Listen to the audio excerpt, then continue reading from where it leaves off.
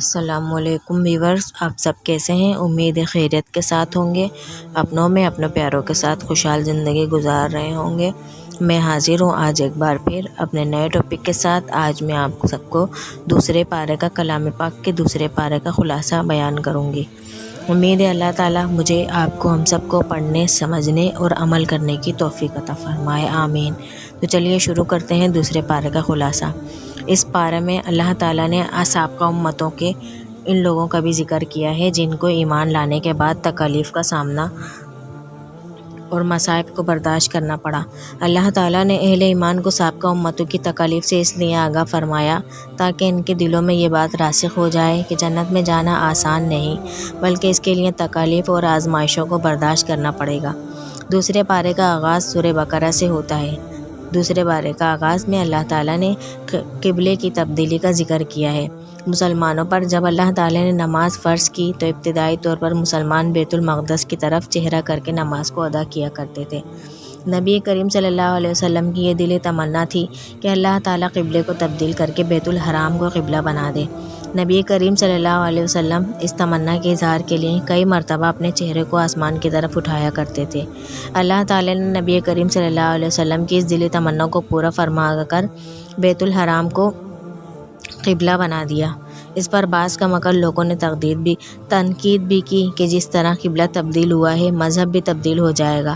اللہ تعالیٰ نے فرمایا، قبلے کی تبدیلی کا بنیادی مقصد یہ ہے کہ اللہ تعالیٰ دیکھ لینا چاہتا ہے کہ کون رسول اللہ صلی اللہ علیہ وسلم کا سچا پیروکار ہے اور کون ہے جو اپنے قدموں پر پھر جانے والا ہے، ورنہ جہتیں تو ساری اللہ کی بنائی ہوئی ہیں، مشرق و مغرب اللہ کے لیے ہیں اور وہ جس کو چاہتا ہے صراط مستقیم پر چلا دیتا ہے۔ اس پارے میں اللہ تعالیٰ نے اس بات کا بھی ذکر کیا ہے کہ اہل کتاب کے پختہ علم والے لوگ رسول اللہ صلی اللہ علیہ وسلم کو اس طرح پہچانتے تھے کہ جس طرح باپ اپنے بیٹوں کو پہچانتے ہیں، لیکن اس کے باوجود ان کا ایک گروہ جانتے بوجھتے بھی حق کو چھپاتا ہے۔ اس کے بعد اللہ تعالیٰ نے حکم دیا کہ اس کے بندوں کو اس کا ذکر کرنا چاہیے۔ اللہ تعالیٰ ارشاد فرماتے ہیں، تم میرا ذکر کرو میں تمہارا ذکر کروں گا۔ یہ بات بالکل واضح ہے کہ اگر اللہ تعالیٰ ہمارا ذکر کرنا شروع کر دے تو ہماری کوئی بھی مصیبت اور کوئی دکھ باقی نہیں رہ سکتا۔ اس کے بعد اللہ تعالیٰ نے اپنے مومن بندوں کو مخاطب ہو کر کہا، اے ایمان والوں، صبر اور نماز سے مدد حاصل کرو، بے شک اللہ صبر کرنے والوں کے ساتھ ہے۔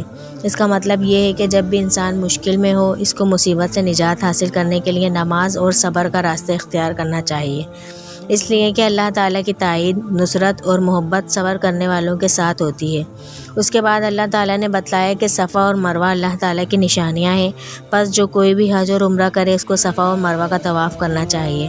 اس کے بعد ان لوگوں کا ذکر کیا گیا جو اللہ تعالیٰ کے احکامات اور اس کی آیات کو چھپاتے ہیں۔ اللہ تعالیٰ نے ارشاد فرمایا، ایسے لوگوں پر اللہ اور لعنت کرنے والوں کی لعنت ہو، یعنی ایسے لوگ اللہ کی رحمت سے محروم رہیں گے۔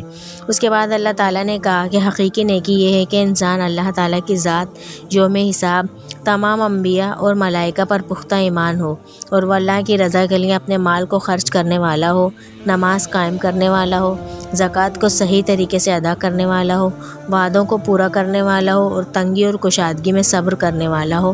جس میں یہ تمام اوصاف ہوں وہی حقیقی معنوں میں متقی اور پرہیزگار ہے۔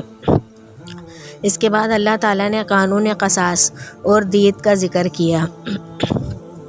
اللہ تعالیٰ نے بتا دیا کہ آزاد کے بدلے آزاد، غلام کے بدلے غلام، عورت کے بدلے عورت کو قتل کیا جائے گا۔ تاہم اگر کوئی اپنے بھائی کو دیت دے کر معاف کر دیتا ہے تو یہ اللہ کی طرف سے رخصت ہے، لیکن زندگی بہرحال قصاص لینے میں ہی ہے۔ اس کے بعد اللہ تعالیٰ نے رمضان المبارک کے روزوں کی فرضیت کا ذکر کیا اور اللہ تعالیٰ نے مسافروں اور مریضوں کو اس بات کی رخصت دی کہ اگرچہ وہ رمضان کے روزے نہ رکھ سکیں تو بعد میں کسی اور وقت اپنے روزوں کو پورا کر سکتے ہیں۔ اس کے بعد اللہ تعالیٰ نے چاند کے گھٹنے بڑھنے کی غرض و غایت بتائی۔ اس کے ذریعے اوقات اور حج کے ایام کا تعین ہوتا ہے۔ اللہ تعالیٰ کے بنائے ہوئے کیلنڈر کو دیکھنے کے لیے صرف آنکھوں کی ضرورت ہے۔ انسان کے پاس اگر بینائی ہو تو انسان صرف چاند کو دیکھ کر ہی وقت کا تعین کر سکتا ہے۔ اس کے بعد اللہ تعالیٰ نے حج کے آداب کا ذکر کیا ہے۔ حج میں بے حیائی، لڑائی اور جھگڑے والی کوئی بات نہیں ہونی چاہیے، اور یہ بھی کہا کہ حاجی کو زاد راہ کی ضرورت ہوتی ہے اور سب سے بہترین زاد راہ تقویٰ ہے۔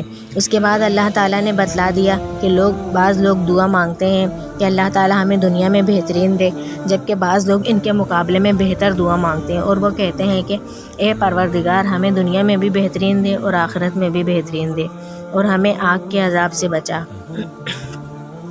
اس پارے میں اللہ تعالیٰ نے سابقہ امتوں کے ان لوگوں کا بھی ذکر کیا ہے جن کو ایمان لانے کے بعد تکالیف اور مصائب اور زلزلوں کو برداشت کرنا پڑا۔ اللہ تعالیٰ نے اہل ایمان کو سابقہ امتوں کی تکالیف سے اس لیے آگاہ فرمایا تاکہ ان کے دلوں میں یہ بات راسخ ہو جائے کہ جنت میں جانا آسان نہیں بلکہ اس کے لیے تکالیف اور آزمائشوں کو برداشت کرنا پڑتا ہے۔ صحابہ کرام رضوان اللہ علیہ مجمعین نے اللہ تعالیٰ کے اس فرمان کا بڑا گہرا اثر لیا اور اللہ تعالیٰ کے راستے میں بے مثال قربانیاں دیں۔ حضرت بلال کو حرا کی تپتی ہوئی سرزمین پر لٹایا گیا، تپتی ریت پر ان کی کمر کو جھلسا دیا گیا، ان کے سینے پر سنگ گراں رکھا گیا، آپ کے سینے میں سانس تنگ ہو گیا، لیکن پھر بھی آپ احد احد کا نعرہ لگاتے رہے۔ حضرت سمیہ رضی اللہ تعالیٰ عنہ کا ظلم کا نشانہ بنایا گیا، ابو جہل نے ان کے جسم کے نازک حصوں پر نیزوں کی انی کو مارا اور ستم بالائے ستم کے آپ کی ایک ٹانگ کو ایک اونٹ کے ساتھ اور دوسری ٹانگ کو دوسرے اونٹ کے ساتھ باندھا گیا، ایک اونٹ کو ایک طرف ہانکا گیا اور دوسرے اونٹ کو دوسری طرف ہانکا گیا۔ سمیہ رضی اللہ تعالیٰ عنہ کا وجود چرچرا گیا اور دو ٹکڑوں میں تقسیم ہو گیا۔ سمیہ رضی اللہ تعالیٰ عنہ نے جام شہادت کو نوش فرما لیا لیکن اللہ کی توحید سے ہٹنا گوارا نہیں کیا۔ صحابہ کرام رضوان اللہ علیہ کی طرح ہماری بھی یہ ذمہ داری ہوتی ہے کہ ہم بھی اللہ تعالیٰ کی خوشنودی کے حصول کے لیے ہر طرح کی قربانی دینے پر تیار رہیں۔ اس پارہ میں اللہ تعالیٰ نے دین سے پھر جانے کے وبال کا بھی ذکر کیا ہے کہ جو شخص اپنے دین سے منحرف ہو جائے گا اور کفر کی حالت میں مرے گا تو اللہ تعالیٰ اس کے اعمال کو ضائع کر دیں گے۔